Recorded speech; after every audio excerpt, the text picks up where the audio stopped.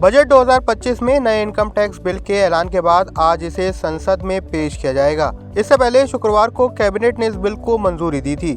अभी तक income tax act 1961 लागू है, जिसको काफी दशक गुजर चुके हैं। अब इसे पूरी तरह खत्म कर एक नया कानून लाया जाएगा, जो कि मौजूदा दौर के हिसाब से अपडेटेड होगा। बता दें कि इस नए इनकम टैक्स बिल को लाने का मकसद मौजूदा टैक्स स्ट्रक्चर सिस्टम में सुधार लाना और इसे आसान बनाना है। इसके साथ ही नए इनकम टैक्स बिल में नया कानून कम शब्दों में आसान भाषा में लिखा जाएगा, ताकि आम लोग इसे समझ सकें। अभी का कानून करीब 6 लाख शब्दों में है, जिसे लगभग आधा किया जाएगा। साथ ही टैक्स भरने की प्रोसेस को भी पूरी तरह डिजिटल किया जाएगा, जिससे पेपर वर्क कम हो और लोग आसानी से अपना टैक्स फाइल कर सकें। वहीं सरकार का फोकस भी टैक्स लिटिगेशन को कम करने पर होगा, जिससे नए अपराधों के लिए सजा कम करने का प्रावधान भी हो सके।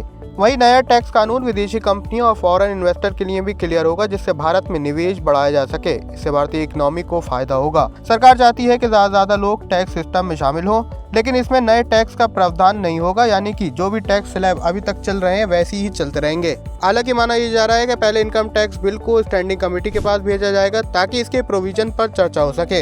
इसके अलावा इस बिल में सरकार असेसमेंट ईयर और फाइनेंशियल ईयर को मर्ज करने पर भी काम कर रही है, जिससे टैक्स फाइलिंग के नियम ज्यादा आसान और स्ट्रीमलाइन हो सके। नए टैक्स बिल से आप कौन से बड़ी राहत की उम्मीद कर रहे हैं, हमें कमेंट सेक्शन में जरूर बताएं। फाइनेंस और शेयर मार्केट की सभी खबरों के लिए पैसा लाइव को लाइक और सब्सक्राइब जरूर करें।